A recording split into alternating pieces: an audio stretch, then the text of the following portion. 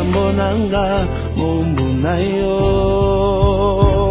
angwa bikamwa eleka te andimelise zambe nanga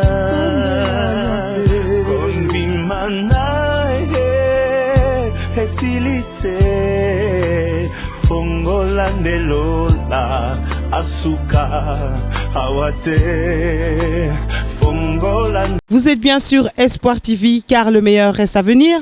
Nous sommes toujours en direct de Kinshasa. Nous avons eu l'occasion tout à l'heure de parler avec notre frère Sami Mbia qui est un des membres de l'équipe média de l'église des gagneurs d'âmes. Et maintenant, nous avons le plaisir de recevoir le bishop Kalala qui est le visionnaire de l'église gagneurs d'âmes qui va nous parler un peu de l'œuvre, de la mission, de la vision, du message, de ce qu'il est en train d'accomplir depuis toutes ces années ici au Congo. Bonjour homme de Dieu. Bonjour maman Julie. C'est un plaisir de vous recevoir. Merci d'avoir accepté l'invitation. Je vous en prie maman. Alors déjà ce qui est vraiment fabuleux c'est que vous êtes très bien entouré au niveau média et très bien équipé. Quel a été à un moment donné le souci que vous avez eu justement pour ce département? Mais maman, vous savez, le Seigneur nous a accordé une grande vision. Et celle de changer le monde pour Christ.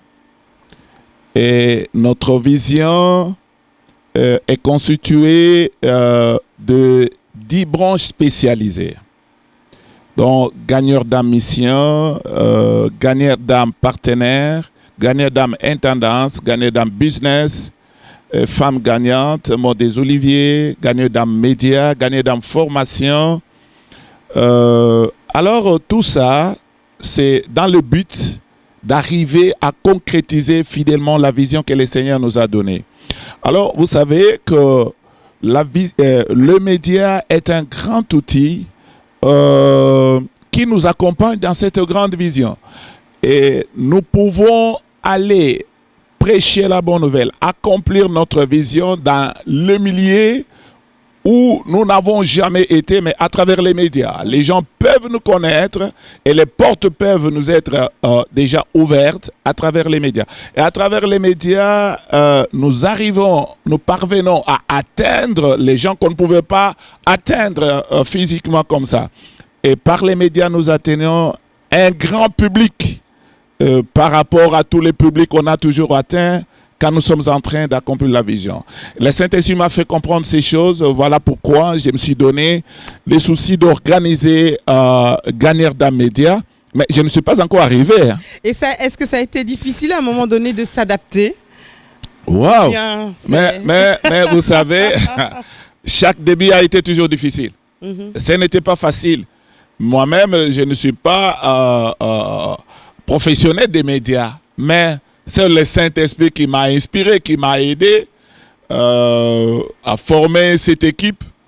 Et c'était difficile au départ parce que je n'avais pas des gens qui connaissaient les médias, mais avec le temps, avec l'aide du Saint-Esprit, le Seigneur m'a aidé quand même. Et maintenant, l'équipe est là et quelques matériels sont là. Alors, avant de revenir un peu sur votre long parcours, parce que vous êtes un patriarche quand même, vous avez beaucoup travaillé, vous continuez à beaucoup travailler. J'aimerais vous demander de vous présenter. Si vous deviez en quelques mots dire au public qui va nous regarder de Espoir TV, qui est le bishop Dieudonné Kalala, qu'est-ce que vous pourriez dire de vous-même? Qui êtes-vous? Waouh! Là, c'est comme Jésus avait posé aussi la question à ses disciples. Qui dites-vous que je suis? Voilà. Merci beaucoup, maman. Et comme vous venez de le dire, je m'appelle l'évêque Kalala Mwana Panagila Dieudonné. Je suis visionnaire, représentant légal de la communauté Les Gagneurs d'âme. Au même moment, je suis directeur général de l'Institut supérieur de formation missionnaire. Nous avons une grande institution missionnaire. Le Seigneur, vous savez, nous sommes appelés dans la vision missionnaire. Alors, pour changer le monde pour Christ, il faut faire des disciples. Paul avait une école où il formait aussi des missionnaires envoyés. Voilà pourquoi je suis directeur général de cet institut. Je suis aussi directeur général de l'Institut supérieur international du Congo. C'est un institut que Dieu nous a donné qui forme des infirmiers, qui forme des informaticiens, qui forme aussi des théologiens. Et je suis ambassadeur des chrétiens amis d'Israël. Et aussi, je suis en train d'œuvrer dans un grand... Oui, dans la grande vision de la moisson 2000, où nous sommes en train de tenir des grandes campagnes à travers le monde et des conférences pour équiper l'Église du Seigneur pour préparer l'avenir du Seigneur Jésus-Christ. Je suis aussi président international de la Fraternité évangélique pour l'avancement du royaume dédié au Congo et dans le monde, et un cycle Frévarcom international. Voilà. On peut dire que vous êtes à temps plein, quoi. Je suis totalement à temps plein. Je suis totalement à temps plein. Alors, on va revenir quelques années avant, ouais. Quand tout ça a commencé. Ouais. En quelques mots, la conversion. Oui, waouh.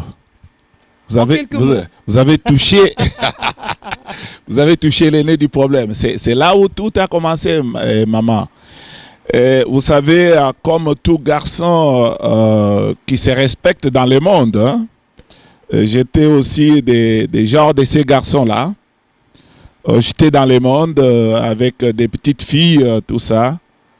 Mais ce qui m'avait beaucoup tiqué, c'est quand je me suis converti, j'ai réalisé que la femme avec qui je faisais des aventures priait. Elle priait, mais pendant qu'on faisait ces aventures-là, elle ne m'a jamais parlé de Jésus. En aucune fois, elle m'avait parlé de Jésus, mais on continuait à pécher avec elle. Mais les jours où le Seigneur a décidé de me rencontrer, c'était dans une grande campagne d'évangélisation en l'île Sainte-Thérèse. Je me rappelle encore, c'était le 6 août 1981. Et là, je trouve un homme de Dieu dans une très grande campagne d'évangélisation. Et là, il disait, toi qui as des problèmes, toi qui es malade, c'est toi qui les veux. Intérieurement, je l'ai condamné parce que je souffrais des nerfs, je souffrais de l'hypertension, des gastrites. Et cela avait fait vraiment beaucoup de temps dans ma vie. Je ne faisais que maigrir et il n'y avait pas de changement. J'allais consulter mon médecin 2 fois la semaine. Le médecin m'avait donné des interdits que j'observais, des médicaments que je prenais. Mais la situation ne changeait toujours pas. Et ma famille avait décidé même que je rentre au village pour qu'on puisse voir ça d'une manière coutumière.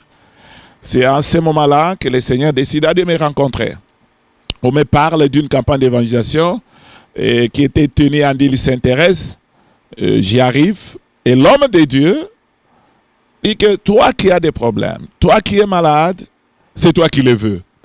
On a dit, mais tiens, comment je les veux? Parce que je m'en vais voir mon médecin. Parce que j'observe les interdits, je prends les médicaments. Et il continue. Est-ce que vous savez que Jésus-Christ est mort à cause de vos péchés? Est-ce que vous savez que par ces métissures, vous êtes guéris? Waouh! C'était pour la toute première fois d'apprendre que Jésus-Christ était mort à cause de mes péchés. Et que par ces métissures, j'étais guéri. Ça, c'était la bonne nouvelle pour moi. On va commencer à ouvrir une première parenthèse parce que vous avez évoqué quelque chose d'important, la campagne d'évangélisation. Ouais.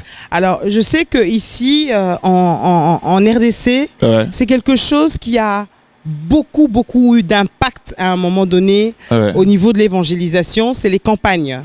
Beaucoup de gens ont été touchés et sont venus au Seigneur grâce à ces campagnes. Justement. Mais on a l'impression aujourd'hui que ça n'a plus autant d'impact, ou bien on a l'impression qu'il y en a moins. Est-ce que c'est le cas ou pas? Non, vous êtes en train de dire la vérité. Vous voyez, en ces temps-là, tout le monde était à la recherche de Dieu. C'était au début du réveil. Tout le monde était assoiffé de Dieu. Les gens marchaient dans la crainte de Dieu. Et vous voyez, quand les hommes de Dieu s'élevaient et prêchaient la bonne nouvelle, eh ben, Dieu confirmait sa parole par des signes, des miracles et des prodiges. Et les gens se convertissaient en foule. Parce que les gens avaient envie de connaître Dieu. Tout le monde marchait dans la crainte de Dieu. Mais maintenant, les gens ont fait de Dieu leurs camarades, leurs amis. Les gens sont habitués. Qu'est-ce qui s'est passé, voilà. Bishop? Qu'est-ce qui s'est passé à un moment donné? Pourquoi il y a eu cette légèreté au niveau de la relation? Voilà, c'est ce que je peux dire et que les gens n'ont pas très bien compris ce que c'est la nouvelle naissance. Et ils n'ont pas très bien compris ce que c'est l'œuvre de la croix. Pourquoi Jésus était mort? Les gens se disent, écoutez, je peux pécher, nous sommes dans l'état de la grâce, je vais demander pardon et Dieu va me pardonner. Mais ils oublient que Jésus a été crucifié à cause de nos péchés. Jésus est mort à cause de nos péchés. Donc pour nous sauver du péché. Donc quand quelqu'un est sauvé du péché, il ne peut plus pécher. Mais les gens se permettent de pécher. Voilà, c'est pourquoi on a compris que les gens n'ont pas compris l'essence de la nouvelle naissance et le sens de l'œuvre de la croix de Jésus-Christ. Alors, on va un peu parler de responsabilité.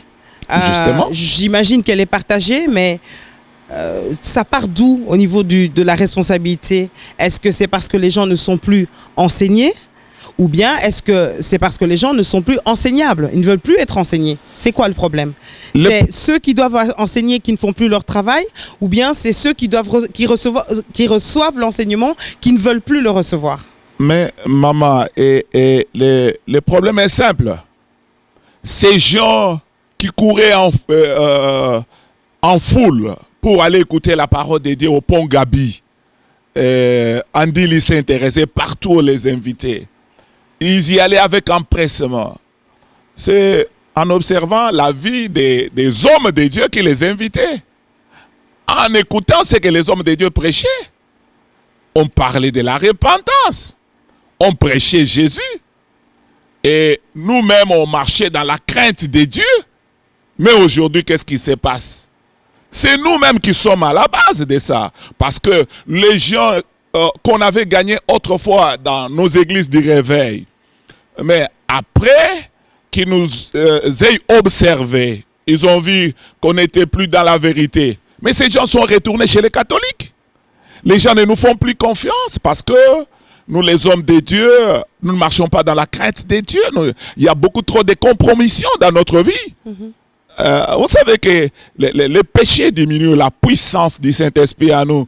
C'est ça le problème. C'est nous, les hommes de Dieu, qui sommes à la base de ces problèmes. Notre vie n'honore pas le Seigneur.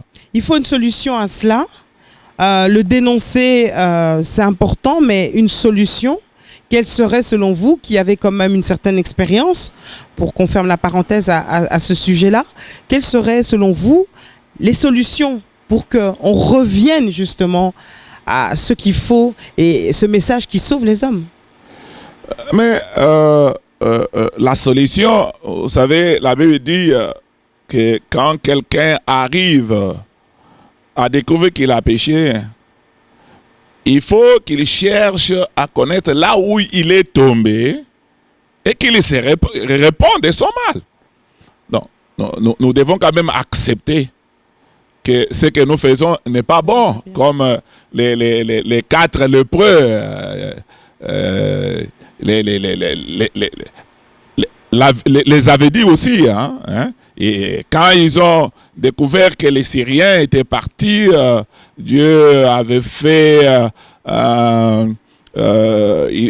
entendre un grand bruit comme le bruit des chars. Ils étaient partis et ils ont trouvé les biens à manger, tout ça. Ils commençaient à manger, ils prenaient les biens, mais après ils ont dit, mais non, nous ne pouvons pas continuer à agir ainsi. Nous n'agissons pas bien. Ce jour est un jour de la bonne nouvelle. Nous devons aller à la maison du roi pour lui annoncer ce que nous avons découvert. Je crois qu'il est temps que nous, les hommes de Dieu, nous puissions nous réveiller du sommeil. Nous devons nous mettre debout et faire l'œuvre pour laquelle le Seigneur nous a appelés, l'œuvre d'annoncer la bonne nouvelle. Mais la Bible dit que servirait-il à un homme de gagner le monde entier s'il perdait son âme? Donc nous devons vraiment nous amender. Nous devons nous demander et mettre de l'ordre dans notre vie, dans notre ministère, afin que nous soyons la lumière du monde. Il faut qu'on soit la lumière du monde. Beaucoup de gens sont découragés justement par rapport à tout ce qui est en train de se passer. Ouais. N'ont plus envie d'aller à l'église, Ouais. n'ont plus envie de suivre Jésus, qui est victime finalement de tous ces dérives, de tous ces problèmes. Qu'est-ce que vous aimeriez dire en tant que gagneur d'âme Ouais. à toutes ces âmes qui sont peut-être blessées, frustrées, abattues, qui nous regardent peut-être? Qu'est-ce que vous aimeriez leur dire? Merci beaucoup, maman. C'est que je peux dire à nos téléspectateurs qui sont en train de nous suivre, c'est vous dire que ce qui est arrivé. Mais nous, les hommes de Dieu, nous ne remplaçons pas Dieu. Le Dieu de la Bible, il est réel et il est vivant. Il a envoyé Jésus-Christ mourir à la croix pour nous. Jésus est le même, il n'a pas changé. Il dit, venez à moi, vous tous qui êtes fatigués et chargés, je vous donnerai du repos. Jésus a besoin de vous. Jésus a versé son sang précieux à la croix pour l'humanité entière. Jésus vous a déjà sauvé et il a un plan merveilleux pour chacun de vous. Donc, ne vous découragez pas. Venez à Jésus et Jésus va prendre soin de vous. Et Jésus va solutionner vos problèmes. Jésus va guérir vos maladies. Jésus agira comme il agissait quand il était encore vivant sur la terre parce qu'il est vivant. Il n'a pas changé. Waouh, on voit vraiment que c'est en vous finalement. Donc on revient en arrière, on est à cette campagne d'évangélisation. Voilà. On vous pointe du doigt, le Seigneur vous vise. Voilà. Qu'est-ce qui se passe à ce moment-là pour que voilà, la vie change? Voilà, et l'homme de Dieu, il dit que vous qui avez des problèmes, vous qui êtes malade, c'est vous qui le voulez. Moi, je dis non. Intérieurement, j'ai dit, mais il est fou parce que moi, je m'en vais voir mon médecin 2 fois la semaine, je prends mes médicaments, j'observe mes interdits, mais ce n'est pas que moi, je n'aime pas Dieu, tout ça. Alors, quand il a dit, mais est-ce que vous savez que Jésus est mort à cause de vos péchés? Est-ce que vous savez que par ses métissures, vous êtes guéris? Alors là, ça m'a tiqué. J'ai compris que c'est vrai. Donc, Jésus était mort à cause de mes péchés. Moi, je ne savais pas ça. Mais moi, je voyais mes péchés devant moi.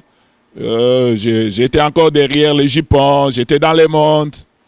Alors, et après, il dit, ce que Jésus a fait hier ici, il peut le faire encore aujourd'hui. Il est le même hier, aujourd'hui, éternellement. Il n'a pas changé. Croyez seulement et ne craignez point. Là, j'ai pris la décision de donner ma vie à Jésus. Wow. Je me suis dit, si je suis malade, c'est parce que je n'ai pas accepté Jésus comme mon seul Seigneur et Sauveur. C'est parce que je ne sais pas qu'il est mort à cause de mes péchés, je suis dans les péchés. Parce que je ne savais pas que par ses métissures, je suis guéri. Voilà pourquoi je suis toujours malade. Alors, comme maintenant, le Seigneur vient de me faire comprendre ça, alors je prends la décision de lui donner ma vie. J'ai donné ma vie à Jésus. L'homme de Dieu nous a conduits dans la prière de repentance. Après, il a prié pour les malades. Oh, ma soeur, il fallait être là. C'est un homme de Dieu puissant. C'est le feu papa Alexandre Aïdinabala, d'Nzambe Malam. Waouh! Quand il a terminé de prier, donc il y avait des miracles en cascade. Il y avait des aveugles qui voyaient. Les gens criaient dans la foule, hey, Namoni, Namoni, Namoni. Hey, je vois.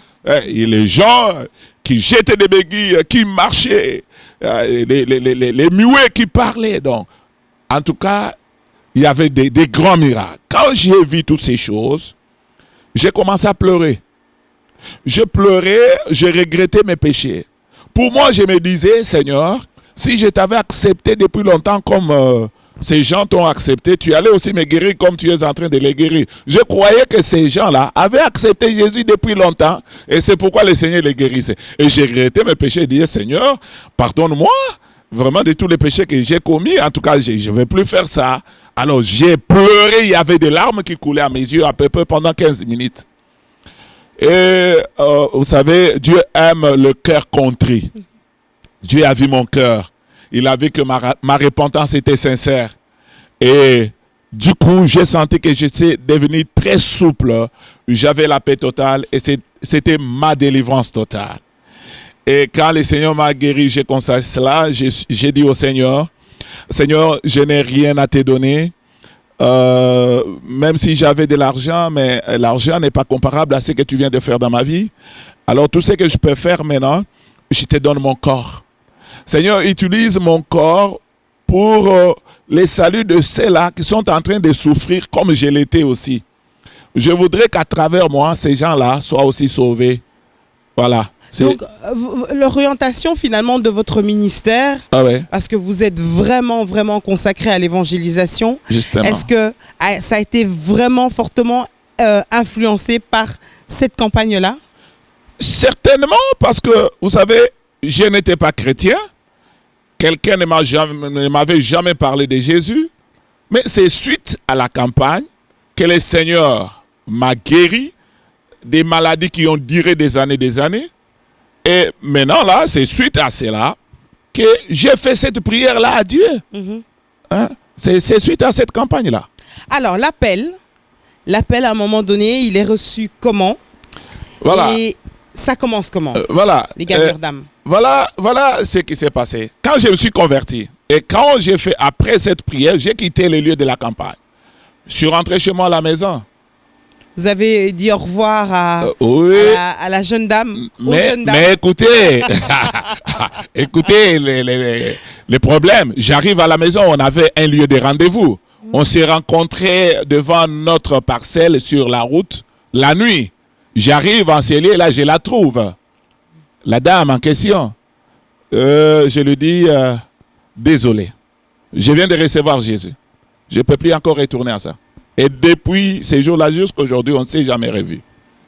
Alors, je continue à annoncer la bonne nouvelle. J'avais une forte passion des âmes. J'allais dans les bus, prêcher la bonne nouvelle, dans les maisons, prêcher la bonne nouvelle, dans des hôpitaux, prêcher la bonne nouvelle. Partout, dans les marchés, je prêchais la bonne nouvelle. Partout, je prêchais la bonne nouvelle. Parce que je me disais, ces gens sont en train de souffrir parce qu'ils n'ont pas accepté Jésus. Ils ne savent pas que Jésus guérit. Ils ne savent pas que Jésus... Moi, j'ai souffert parce que je n'avais pas accepté. Mais depuis que j'ai accepté Jésus, ma vie a changé. Alors, je me voyais pousser de parler de Jésus. Donc, l'initiative venait de vous-même? Vous n'avez pas dû, à un moment donné, être formé pour le faire? Non, personne ne m'a formé. Et je n'avais même pas de Bible. Wow. Je ne connaissais pas la Bible. Alors, vous savez, parce que j'avais déjà donné ma vie, j'ai dit au Seigneur de m'utiliser pour ces gens-là qui souffraient. Et le Seigneur avait exaucé cette prière-là. Mais 3 ans après, 3 ans après, parce que quand j'ai commencé à prêcher la bonne nouvelle, après je me suis dit, je me suis vu bloqué, je n'avais pas une bonne connaissance de la parole de Dieu. Alors j'ai voulu chercher l'église qui avait organisé la campagne pour me faire membre. L'église était à Chuapa, mais elle avait des extensions. Je suis parti à l'église pentecôtiste de ma campagne, là où j'ai vu que ça allait, je me suis fait membre. Un jour, un dimanche, on avait reçu un homme de Dieu français dans notre église. Vous les connaissez certainement si je cite les noms. Il venait faire des grandes campagnes ici. Mais le Seigneur n'a jamais voulu que je donne son nom. Je ne sais pas pourquoi. D'accord. Alors, il nous prêche et puis il nous demande de nous incliner dans la prière. Et pendant qu'on était dans la prière, c'est là que le Saint-Esprit m'a visité. J'ai même écrit un de mes livres quand le Saint-Esprit m'a visité. Le Saint-Esprit est venu, il m'a visité et il me pose 3 questions que voici. Connais-tu Jésus? Il m'a dit oui, je connais Jésus. Connais-tu Marie? J'ai dit oui, je connais Marie. Est-ce que tu connais comment Jésus était né? Il m'a dit non, je ne connais pas. Et certainement, je ne connaissais pas. 3 ans de conversion, mon église n'avait pas un bon programme d'encadrement, de nouveaux convertis, tout ça. Je ne connaissais pas. Mais dit, pour que Jésus naisse afin de sauver l'humanité, Dieu a sollicité le corps de Marie. Et il faut savoir que Jésus-Christ est le même hier, aujourd'hui, éternellement. Aujourd'hui, Dieu a encore besoin d'un corps que Jésus peut utiliser pour sauver l'humanité. Alors, fais un groupe dénommé gagneurs d'âme que Dieu va utiliser pour l'évangélisation mondiale. Là, on est en quelle année? Là, on est en 1984. Waouh.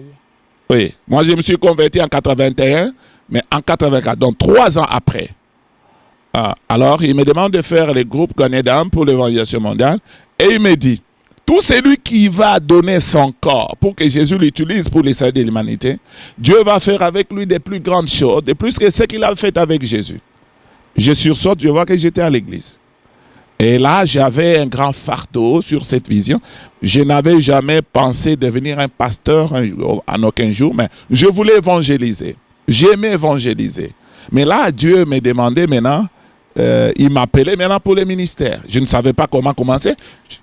Il y a quelque chose d'important, excusez-moi, que vous avez dit, c'est la décision.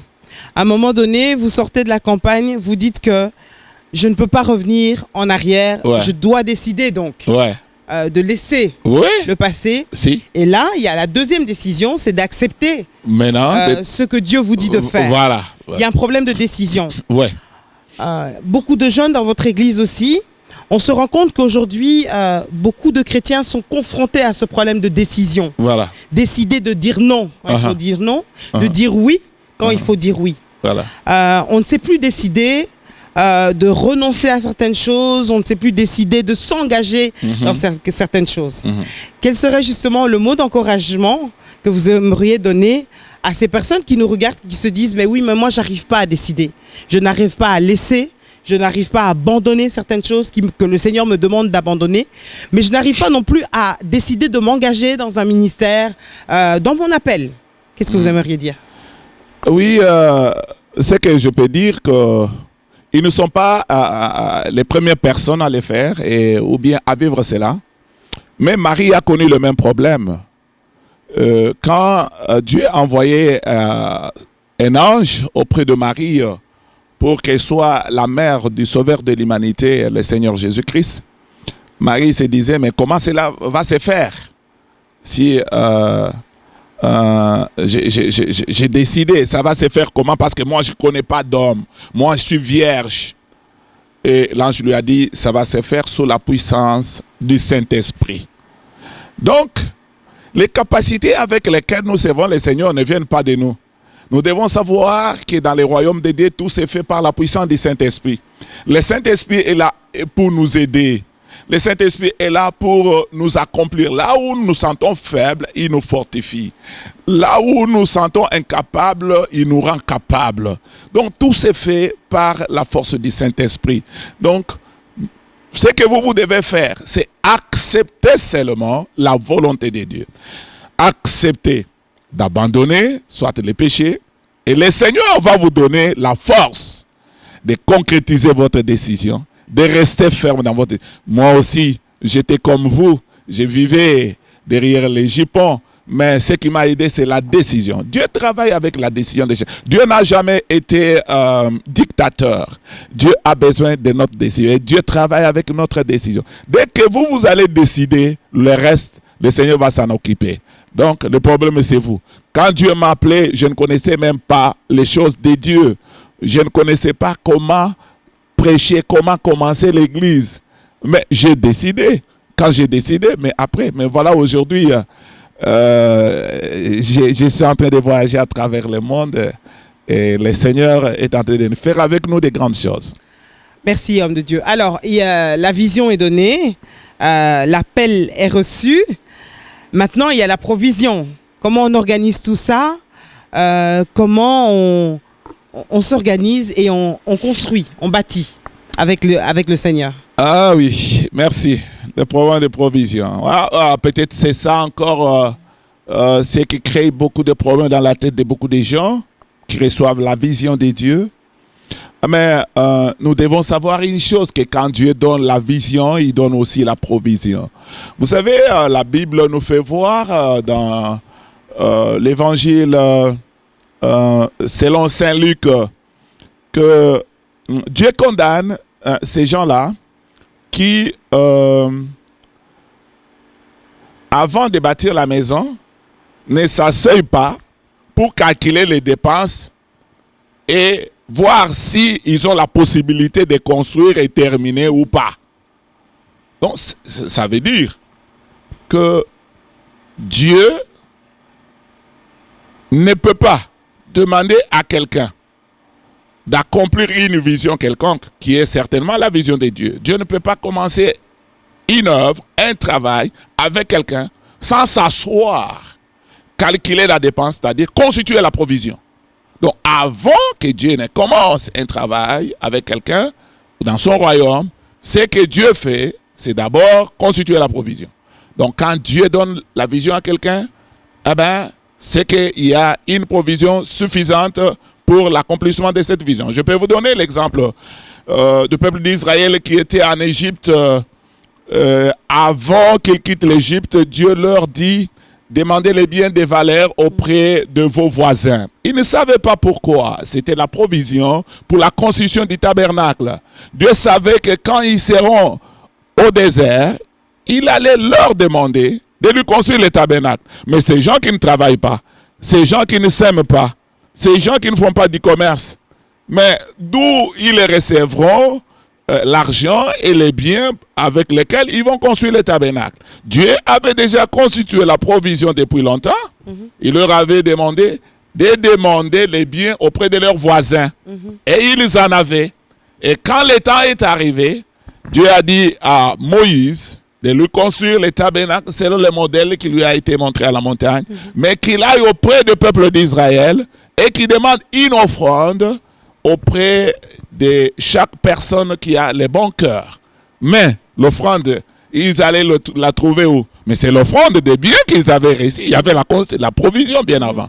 Voilà. Donc, toutefois que Dieu appelle quelqu'un, Dieu lui demande un travail, c'est que Dieu a déjà constitué la provision. Donc là, ce n'est pas notre problème, c'est de nous lever et de partir. Vous savez encore une chose, Maman Julie, Jésus qui envoie ses disciples pour la première fois, il leur dit: ne prenez ni argent, ni sac, ni habit, ne prenez rien, car l'ouvrier mérite son salaire. Et ils partent, ils travaillent, et ils rentrent. Jésus leur pose la question: quand je vous avais envoyé, je vous avais dit de ne rien prendre, est-ce que vous avez manqué de quelque chose? Ils disent: de rien, Seigneur. Voilà, il y avait la provision. J'ai envie d'ouvrir une parenthèse, mais là, on va s'égarer parce que qui dit provision, on dit argent. Il y a pas mal eu de dérives à ce niveau-là, surtout sur ce cher continent, notre cher continent africain. En quelques mots, la place de l'argent dans l'œuvre de Dieu, vraiment en quelques mots, selon vous, qu'est-ce qu'elle doit être, la place de l'argent dans l'œuvre, pour ne pas tomber dans les dérives, dans les excès, avec un message exclusivement de prospérité, etc. Mais pour ne pas non plus tomber dans l'excès de pauvreté, de médiocrité. Le juste équilibre de la place de l'argent dans l'œuvre de Dieu. Bishop Kalala. Merci beaucoup, maman. Pour bien expliquer ces choses, je pars de mon exemple. Je viens d'une famille très pauvre. Quand je dis pauvre, c'est pauvre. J'ai évolué au village. J'ai évolué au village. Ma mère et mon père étaient des cultivateurs. Pour manger, ils devaient aller au champ. Et quand maman rentrait vers 18h, 19h, elle devait piler les feuilles de manioc, piler les maniocs. Et on mangeait parfois vers 20h, 21h. Même pour s'acheter un cahier à l'école primaire, j'ai vendu le pétrole. Pétrole, j'ai vendu. Pour montrer les décrets de la pauvreté de ma famille. On dormait dans une chaumière. Donc, c'est pour dire qu'on n'avait pas d'espoir. Hein? On se disait, bon, nous, on va mourir comme ça. Dieu nous a fait grâce, nous sommes venus à Kinshasa parce que mon grand frère était venu les premiers, il a voulu que je vienne les rejoindre. C'est là que j'ai connu Jésus. Et je connais Jésus, je donne ma vie au Seigneur. Le Seigneur m'appelle au ministère. Toujours avec cette pauvreté-là. Avec ces difficultés-là. J'ai porté, papa qui est à l'écart, j'ai toujours dit ça aux gens de pays voisins, tout ça. Bien qu'étant au ministère. Quand je me suis marié, on dormait sur une natte avec ma femme. Elle allait chercher du bois dans la forêt pour préparer. On était à Mongafula. On n'avait pas de chaises, on n'avait pas de lit. On avait une toilette indigène. Là, je voudrais que nos téléspectateurs nous suivent très bien par rapport à ce que vous me demandez d'expliquer. Et là, pour exercer le ministère, c'était vraiment difficile. Vous savez même que pour que j'épouse ma femme, la femme que Dieu m'avait donnée, je suis parti dans ma belle famille, on m'a posé la question de savoir ce que je faisais dans la vie. Je leur ai dit que j'étais pasteur. On m'a ridiculisé. On m'a posé, on m'a posé la question, est-ce que vous allez manger la Bible? C'était dur. Et quand on s'est marié, lors du mariage coutumier, là où les deux familles se rencontrent pour se connaître, mais la famille de ma femme n'était pas venue. Waouh. Oui, parce que je n'étais pas la personne qu'il fallait, j'étais pauvre. Nous sommes partis même, mariage civil, la même chose, il n'y avait que son grand frère. Wow. Mariage religieux, la même chose. Mais écoutez les problèmes.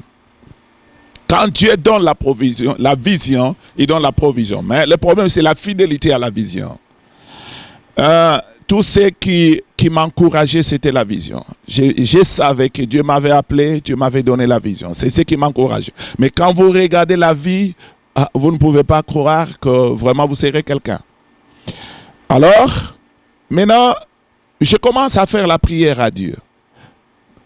Parce que, bien que pasteur, mais pauvre, quand vous demandez de l'argent à l'église, les gens donnent, mais donnent difficilement. Les gens donnent difficilement. Alors, j'avais des difficultés pour accomplir la vision. Maintenant, j'ai commencé, j'ai changé ma prière. J'ai dit au Seigneur, Seigneur, bénis-moi. Quand tu vas me bénir, moi, je vais te servir avec l'argent que tu vas me donner. Un jour, quand j'étudiais, j'étais en train de préparer un examen de la deuxième session. Le Saint-Esprit me dit, mets tes cours de côté, je vais t'enseigner les secrets de la bénédiction. Je mets mes documents de côté, je prends un papier, un bic, et on commence à me dicter même les versets bibliques. On me dit, prends cet enseignement. Tu vas organiser un séminaire de 3 jours dans ton église. Le 3e jour, tu vas prendre tout ce que tu considères comme tes biens chers, tes biens importants. Tu mets dans les sacs. Tu vas avec ça à l'église. Quand tu vas lire ces versets, Luc 6, 38, donnez et il vous sera donné. Tu commences à expliquer et toi-même tu prends tes biens, tu commences à donner. Et tu verras ce qui va arriver. C'est ce que je fais. Je prends quand même tout ce que je croyais être bien important pour moi, dans ma pauvreté profonde. J'ai mis dans mon sac, je suis parti. Quand je suis arrivé sur ces versets, donné vous sera donné, j'ai commenté, j'ai pris les biens qui étaient là, j'ai commencé à donner. Wow. Il y a eu une grande onction que le Seigneur a déversée dans l'église. Les gens ont commencé à enlever les chaussures, les vestes, les chemises, l'argent. Les gens commençaient à donner. Donc tout le monde donnait. Ces jours-là, il y a eu une grande onction. Et je peux dire que c'est depuis ces jours-là jusqu'à aujourd'hui où cette église connaît ce que c'est donné. Et le Seigneur a commencé maintenant à me bénir parce qu'il m'a appris que pour être béni, il faut donner. J'ai commencé à donner. J'ai donné mes voitures, j'ai donné mes biens, j'ai commencé à donner. Parce que j'avais dit à Dieu, bénis-moi pour que je soutienne ton œuvre. Ouais. Je venais de dire que nous avons un institut supérieur de formation missionnaire. Mais Dieu m'avait dit, j'ai des serviteurs qui ont besoin de la formation. Mais ils n'ont pas de possibilité. Toi et ta femme, vous les prenez en charge. Ils viennent à l'école, ils ne payent pas, mais toi, tu payes pour eux. J'ai pris cet engagement avec ma femme.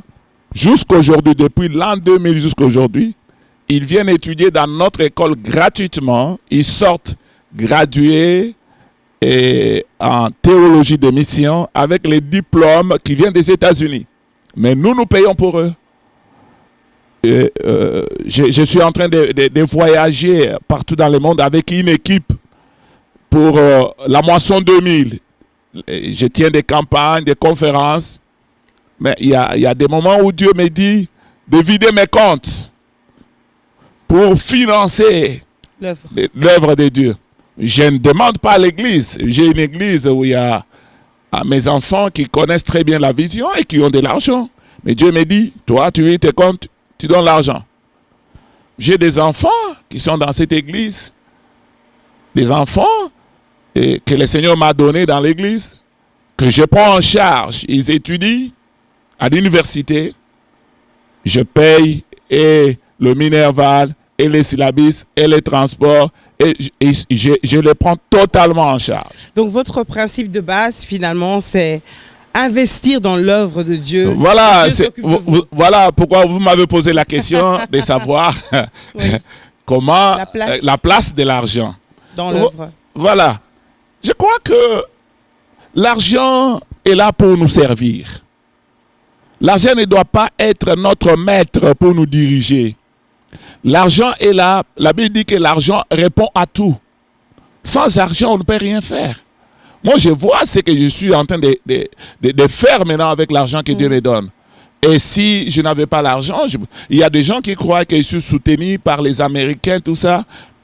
Mais non, Dieu m'a appris seulement à gérer tous les petits qu'il m'a donnés.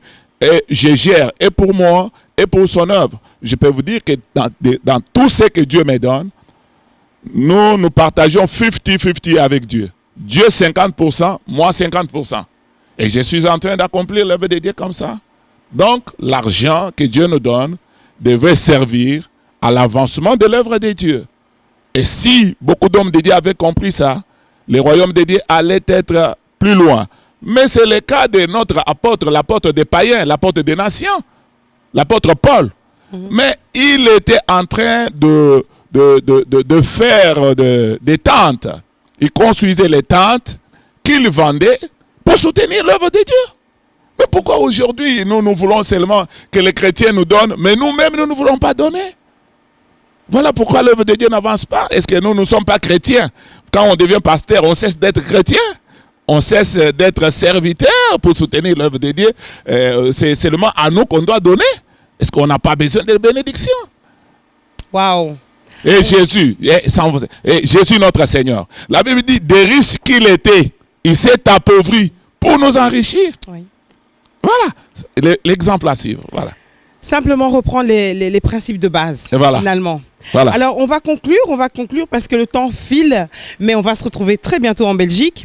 On aura d'ailleurs l'occasion en Belgique de parler de vos différents ouvrages qui sont vraiment intéressants, qui sont un peu le parcours, votre parcours, le résumé de votre parcours, de ce que vous faites, de la vision, de la mission et de l'appel que Dieu vous a donné.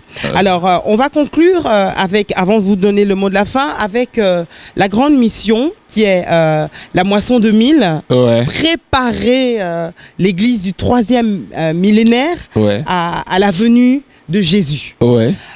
Dites-nous de quoi il s'agit en quelques mots. Vous allez bientôt venir nous voir en Belgique pour ce programme-là. Expliquez-nous en quelques mots. Maman, cette vision est une grande vision que le Seigneur m'a communiquée en l'an 1999. Je l'ai tenue à Kinshasa au mois de novembre l'an 2000, sur instruction du Seigneur. C'était au Palais du Peuple, dans la grande salle du congrès du Palais du Peuple. C'était plein à craquer.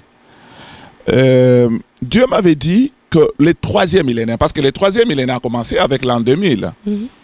Dieu m'avait dit que le 3e millénaire est un millénaire de la grande moisson. C'est le millénaire qui doit travailler pour faire entrer la grande moisson dans les royaumes de Dieu. Donc l'église du 3e millénaire est une église de grande moisson. C'est une église qui doit se donner à l'évangélisation pour préparer le retour du Seigneur. Et là, le Seigneur m'a parlé de la pluie de la première saison et la pluie de l'arrière-saison. Vous savez, la pluie de la première saison, c'est la pluie qu'on a connue le jour de Pentecôte. Et quand Pierre s'est mis debout, il a prêché, il y a eu 3000 âmes converties. Et là, vous savez, quand l'apôtre Pierre s'est mis debout pour prêcher, la Bible dit que ces gens qui écoutaient la parole de Dieu, leur cœur était vivement touché. Le cœur était vivement touché. Pourquoi? Parce qu'il y a eu cette pluie-là qui est tombée. La pluie de la première saison, c'est cette pluie-là qui tombe au mois de septembre. C'est juste pour amollir les sols afin que les semailles soient faites.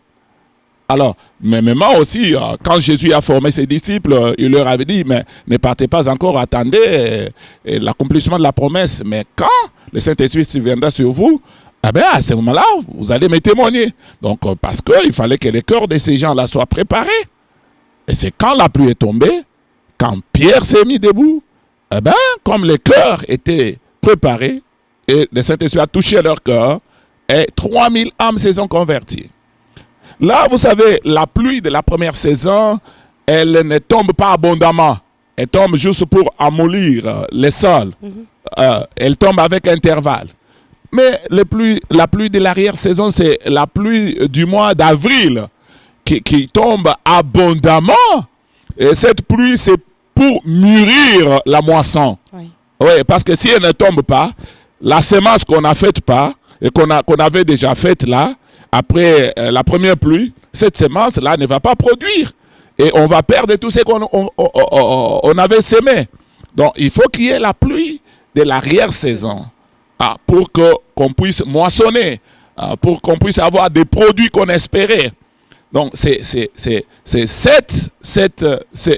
pluie-là que le Seigneur nous promet dans l'église du 3e millénaire. C'est cette pluie-là que le Seigneur va envoyer dans l'église du 3e millénaire. Cette pluie, c'est l'onction sans mesure que le Seigneur va envoyer dans son église. Dieu va équiper ses serviteurs avec une onction tout à fait particulière, une onction sans mesure, pour faire avec eux des grandes choses, les choses que l'œil n'a jamais vues, les choses que l'oreille n'a jamais entendues, afin que les athées, afin que les incrédules, tous ceux qui ne croyaient pas à l'évangile, mais en voyant les miracles que le Seigneur va opérer avec ses serviteurs, que ces gens-là retournent facilement au Seigneur, qu'ils acceptent facilement la bonne nouvelle et que le Seigneur Jésus vienne prendre son église. Parce que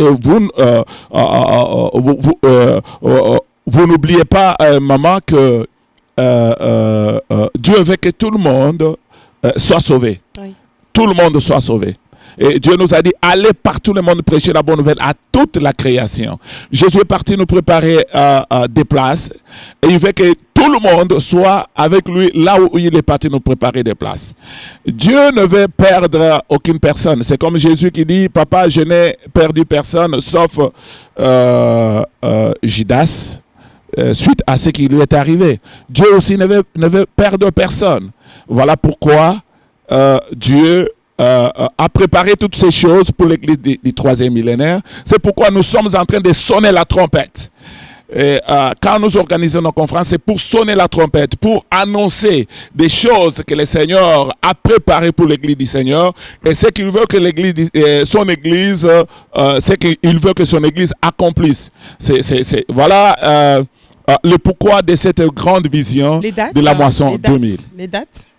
Pour, en Belgique, vous avez déjà les dates? J'ai des dates, mais j'ai oublié. C'est au mois d'avril. C'est au mois d'avril de l'année prochaine. Oui. Je crois Pasteur Michel, notre représentant, il est mieux situé, je crois, pour expliquer ces dates. De toute malheureusement, façon, on aura vos coordonnées qui s'afficheront sur l'écran sans problème. En termes de conclusion, première conclusion, parce qu'on aura l'occasion de se revoir. Vous êtes d'une grande richesse. Merci beaucoup d'avoir accepté cette invitation, parce qu'on se rend compte que finalement, c'est bien d'être en contact avec des personnes qui ont l'expérience, parce qu'il y a la sagesse qui parle, il y a l'expérience qui parle, mais aussi le savoir-faire. Donc, on apprend énormément. En tout cas, merci beaucoup. En guise de conclusion, vous avez dit nous sommes dans les temps de la fin. Ouais. Et on s'en rend compte vraiment lorsqu'on voit tout ce qui se passe dans le monde et même dans l'église. C'est vraiment très très difficile de tenir ferme et de résister. Ouais.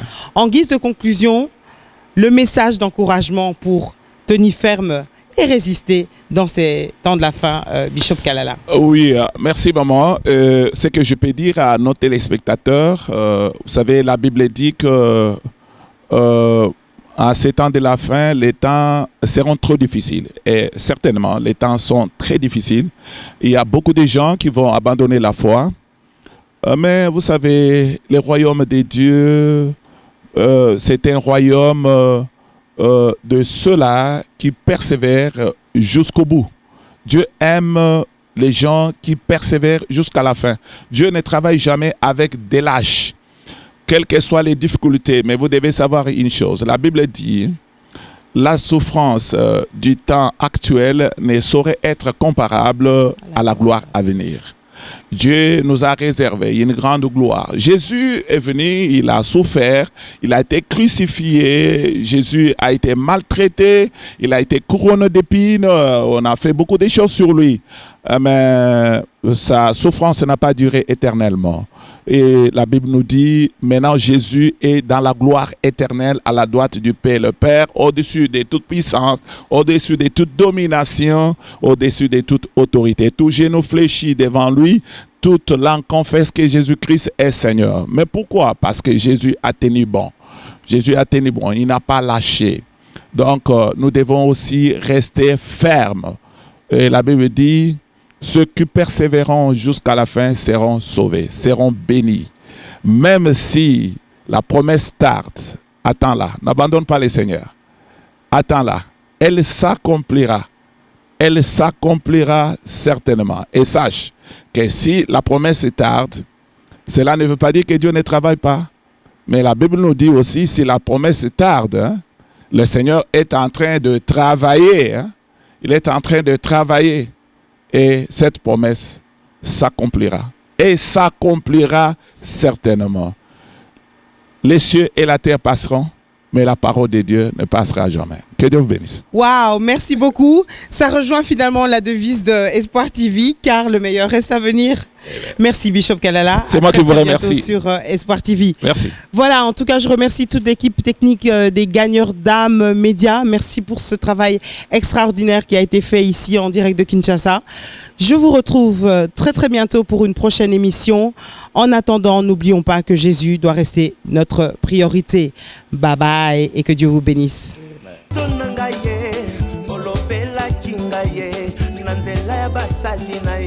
Nazuwa ba prophecy kenanzela nangaye delibota nangaye ekolungwa na pasi yango na sengi kanisa bilakaye abandoto pesa kingaye bilakana yo ya bilakaye yawe o